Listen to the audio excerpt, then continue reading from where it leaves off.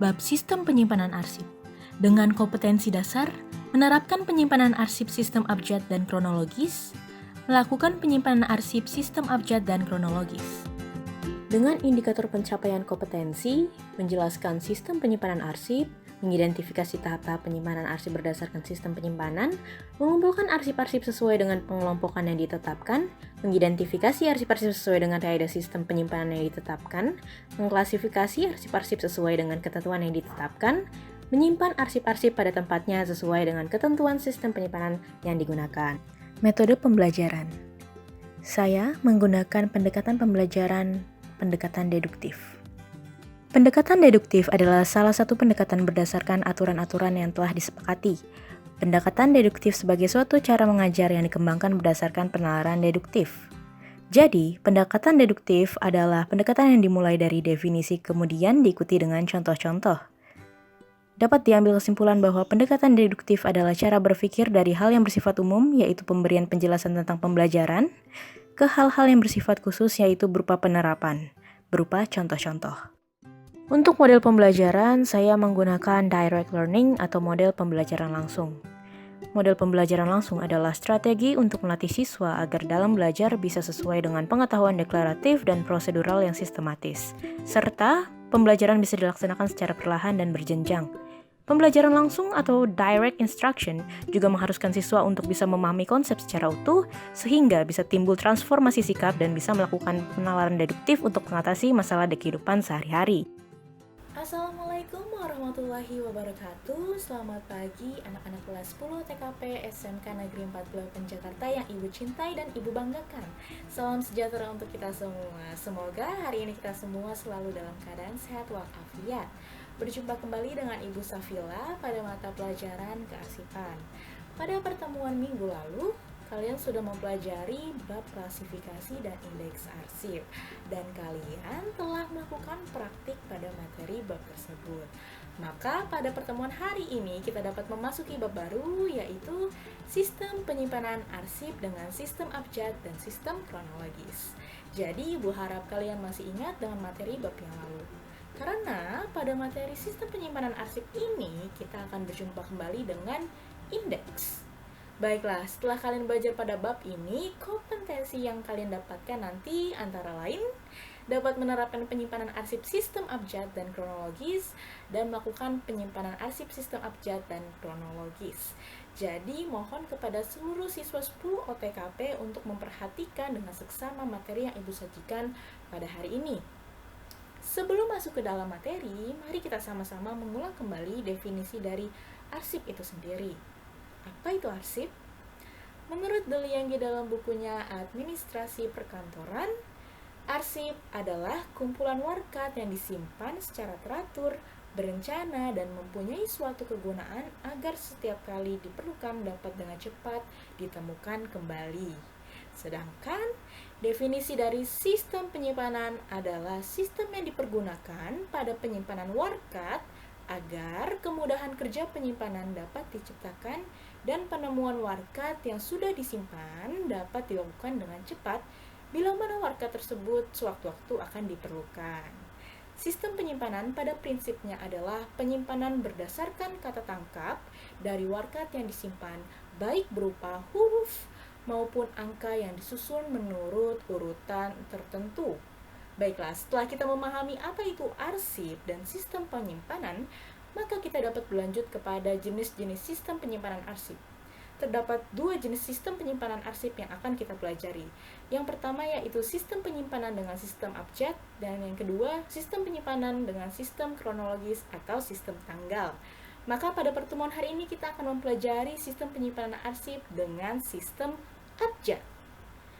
Pengertian dari sistem abjad itu sendiri adalah sistem penyimpanan dan penemuan kembali arsip yang disusun berdasarkan pengelompokan nama orang, nama badan, ataupun nama organisasi.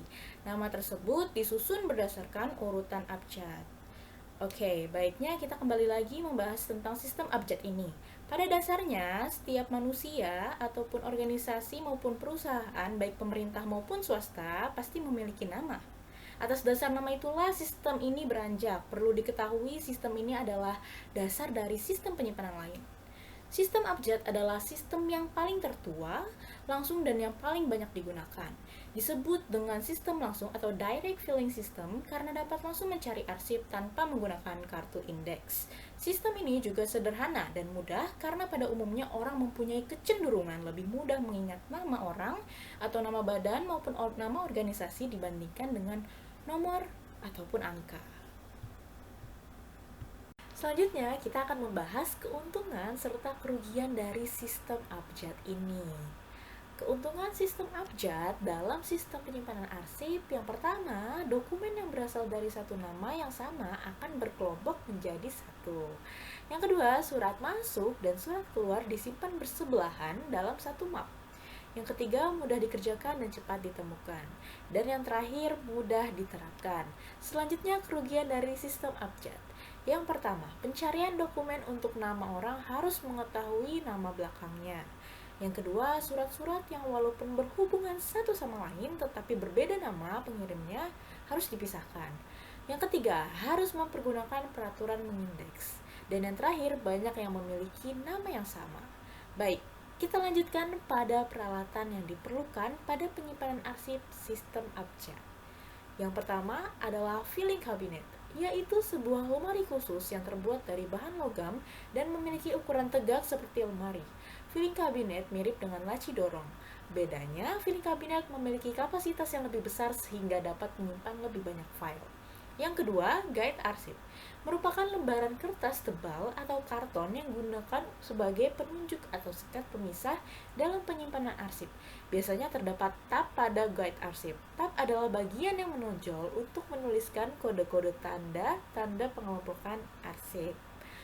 Yang ketiga, hanging folder, yaitu folder yang mempunyai besi penggantung. Besi penggantung ini dipasang pada gawang yang ada di filing cabinet. Hanging folder juga mempunyai tab untuk menuliskan kode atau indeks arsip yang ada di dalamnya. Berbeda dengan folder biasa ini yaitu map tanpa dilengkapi dengan daun penutup. Map ini berupa lipatan kertas tebal atau plastik. Karena tidak ada daun penutupnya, maka map ini fungsinya untuk menyimpan arsip yang selanjutnya akan dimasukkan ke dalam kotak secara vertikal. Yang terakhir adalah alat sortir, digunakan untuk memisahkan surat atau warkat yang diterima, diproses, dikirimkan, dan disimpan ke dalam folder masing-masing. Alat sortir mempunyai beragam bentuk dan bahan. Ada yang berbentuk rak, kotak, bertingkat, dan sebagainya. Langkah-langkah prosedur penyimpanan arsip pada sistem abjad adalah sebagai berikut. Yang pertama, memeriksa surat atau berkas. Sebelum surat disimpan, terlebih dahulu petugas memeriksa surat atau arsip yang akan disimpan. Apakah arsip tersebut sudah boleh disimpan ataukah sebenarnya surat tersebut masih belum selesai prosesnya. Untuk mengetahui apakah surat tersebut boleh disimpan atau belum, dapat dilihat pada surat tersebut apakah terdapat tanda-tanda perintah penyimpanan atau tidak, atau biasanya disebut release mark, seperti tanda file, simpan, ataupun dep. Tetapi jika tidak terdapat tanda-tanda tersebut dan petugas masih ragu, maka sebaiknya menanyakan langsung kepada pimpinan atau orang yang berkepentingan terhadap surat tersebut. Setelah yakin surat sudah boleh disimpan, maka lakukan langkah selanjutnya. Yang kedua, mengindeks. Surat dibaca, kemudian ditetapkan indeksnya. Jika surat masuk, maka yang diindeks adalah nama pengirim surat. Jika surat keluar, maka yang diindeks adalah nama tujuan. Jika kesulitan menetapkan indeks, dapat dilihat pada buku panduan mengindeks yang sudah ditetapkan oleh perusahaan atau dapat ditanyakan pada pimpinan.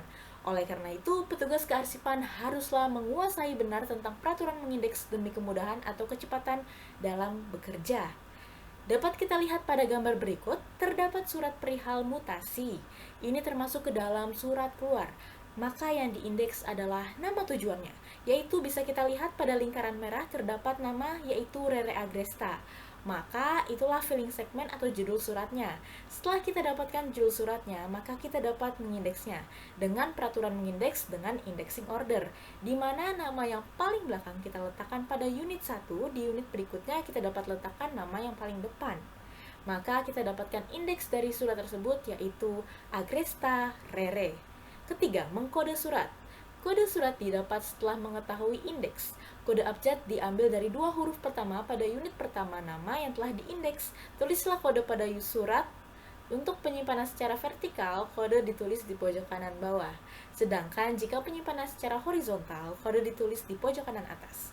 Penulisan kode sebaiknya menggunakan pensil. Hal ini bertujuan apabila sewaktu-waktu arsip tersebut dipinjam dan akan difotokopi, maka kode tersebut dapat dihapus sementara untuk kemudian ditulis kembali jika akan disimpan lagi. Dengan adanya kode memudahkan petugas untuk menyimpan surat dan mengembalikan surat pada tempat semula. Dapat kita lihat pada contoh berikut ini. Kita kembali pada surat sebelumnya. Karena kita sudah mengetahui indeks pada surat tadi, maka bisa kita ambil dua huruf dari nama yang terletak di unit pertama. Karena pada unit pertama terdapat nama Agresta, maka kode yang bisa kita tulis pada surat tersebut adalah dengan kode AG. Yang keempat, menyortir. Menyortir surat adalah mengelompokkan surat-surat yang mempunyai kode yang sama menjadi satu, sehingga apabila akan ditempatkan pada tempat penyimpanan tidak perlu mondar-mandir. Menyortir dilakukan apabila jumlah surat yang akan ditempatkan pada saat yang bersamaan dalam jumlah yang banyak. Dan yang terakhir yaitu menempatkan atau menyimpan. Langkah terakhir dari proses penyimpanan adalah menempatkan arsip pada tempatnya. Tentukan arsip sesuai dengan kode yang telah ditetapkan. Contoh, surat yang telah diberi kode di atas akan ditempatkan pada laci filing kabinet. Dengan memperhatikan antara kode surat dan kode pada laci, guide, dan juga folder. Baik, kita cukupkan materi sampai di sini, waktunya untuk tugas praktiknya. Untuk tugas bisa kalian lihat di layar. Nanti ibu segera kirimkan surat-surat yang nantinya kalian akan simpan. Hal yang perlu kalian lakukan dalam tugas kali ini adalah yang pertama memeriksa surat-surat yang telah diberikan. Yang kedua, mengindeks setiap judul surat sesuai dengan pengaturan mengindeks indexing order. Yang ketiga, mengkode surat dengan benar. Yang keempat, mengkelompokkan atau menyortir surat dengan benar. Dan yang kelima, menempatkan surat pada guide di dalam folder sesuai abjad. Pengumpulan paling lambat sampai pada pertemuan berikutnya. Evaluasi proses pembelajaran yang saya gunakan adalah tes formatif. Tes formatif adalah tes yang dilaksanakan pada saat berlangsungnya proses pengajaran, khususnya pada saat berakhirnya pengajaran. Tes ini diberikan kepada murid setelah penyajian satu satuan pelajaran berakhir, dengan bentuk tes berupa tes tindakan atau perbuatan atau yang biasa disebut performance test. Untuk metode penilaian, saya menggunakan penilaian acuan patokan. Penilaian acuan patokan adalah model pendekatan penilaian yang mengacu kepada suatu kriteria pencapaian tujuan yang telah ditetapkan sebelumnya. Selain itu, hasil penilaian acuan patokan dapat dijadikan indikator untuk mengetahui sampai di mana tingkat kemampuan dan penguasaan siswa tentang materi pengajaran tertentu. Baiklah, sebelum kita akhiri, mari kita evaluasi pembelajaran pada hari ini. Kalian bisa langsung mengakses link yang Ibu berikan pada WhatsApp group. Dan kalian semua wajib mengisi form tersebut dengan sejujur-jujurnya dan juga teliti. Apabila kalian ada saran untuk pertemuan selanjutnya, bisa juga dituangkan di sana. Baik, cukup sekian pelajaran hari ini. Semoga bermanfaat untuk kita semua. Kurang lebihnya Ibu mohon maaf. Wassalamualaikum warahmatullahi wabarakatuh.